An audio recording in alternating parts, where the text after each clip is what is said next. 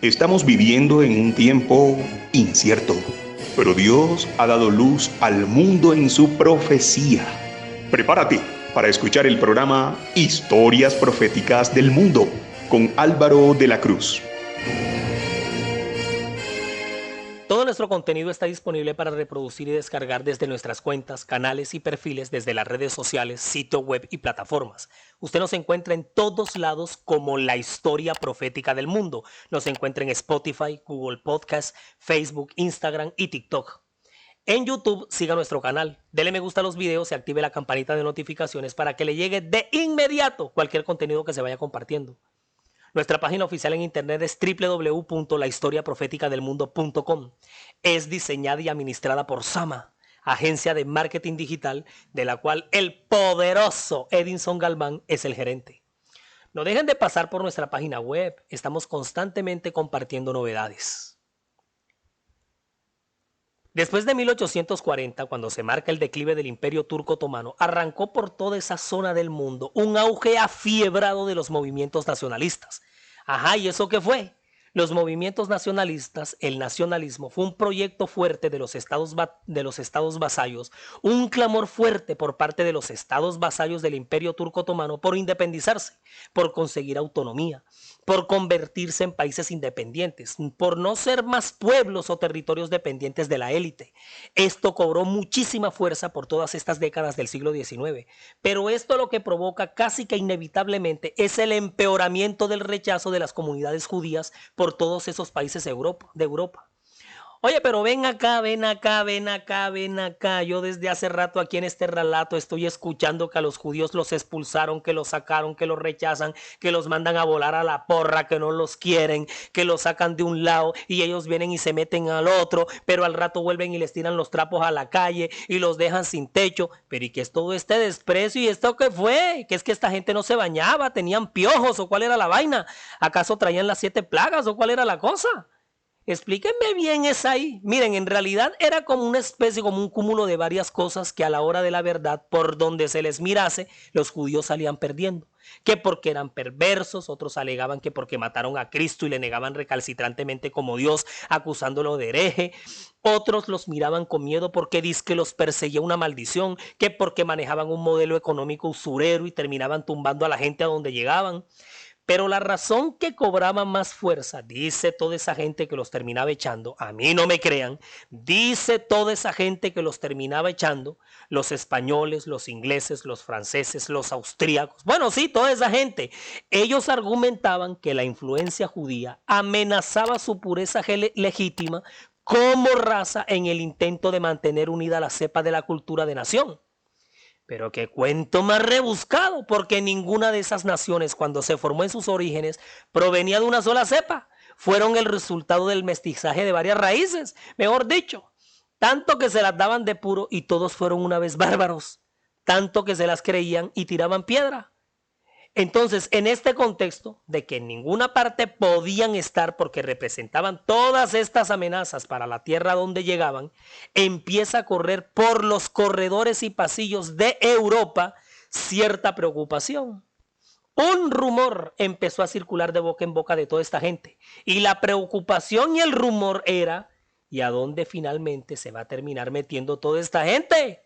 Pobrecitos, ellos merecen su propia tierra, su propio país, tienen derecho a su propio lote.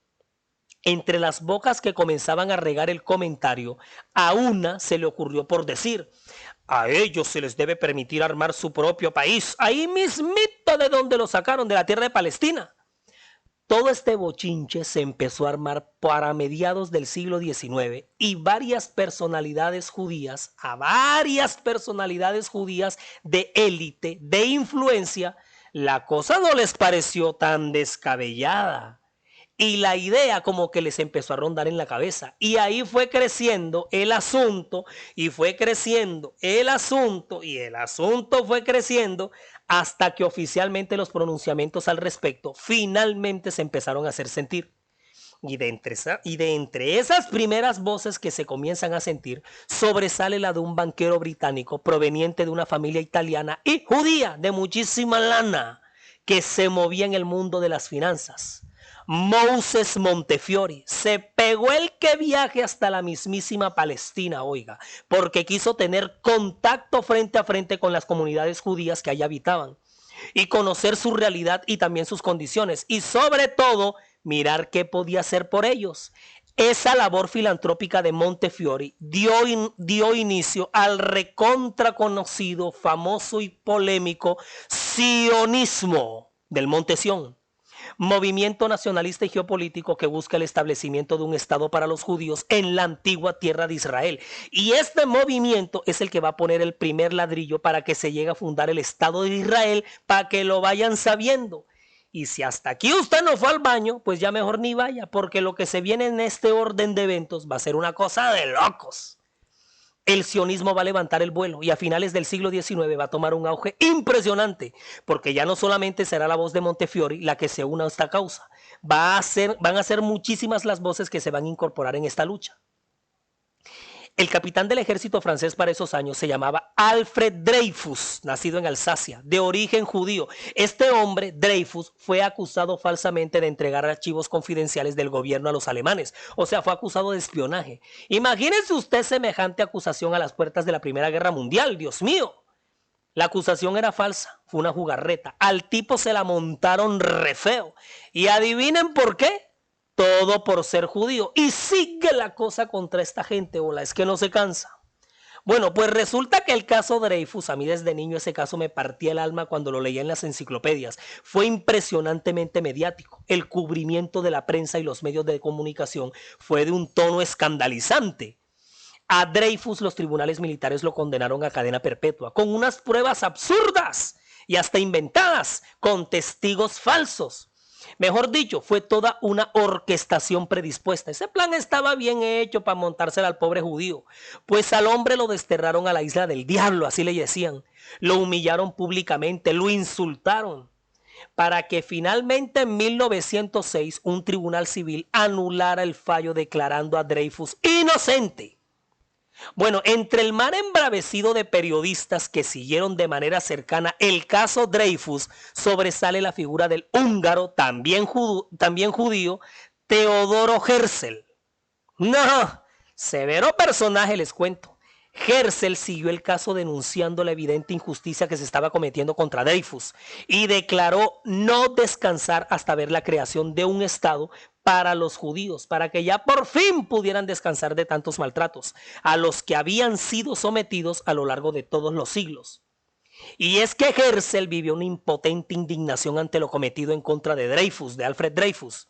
Teodoro Herzl va a pasar a ser conocido en el conflicto palestino-israelí como el padre del Estado de Israel que las Naciones Unidas finalmente van a crear en 1948. Pero para ese año Herzl ya habrá muerto. Tengamos en cuenta que para los años en los que se desarrolla el caso Dreyfus, Palestina todavía estaba bajo la custodia del Imperio Turco Otomano, que para ese momento todavía se mantenía en pie. Pero como ya el comentario circulaba por todas partes, que muchos estaban opinando que a los judíos se les debía permitir regresar a su tierra sagrada y crearles ahí su estado, muchos de ellos empezaron a llegar a Palestina. Empezaron llegando predios, comprando lotes, y empieza a darse así el establecimiento de muchos judíos en la tierra heredada por su padre Abraham como parte del reclamo a esa promesa.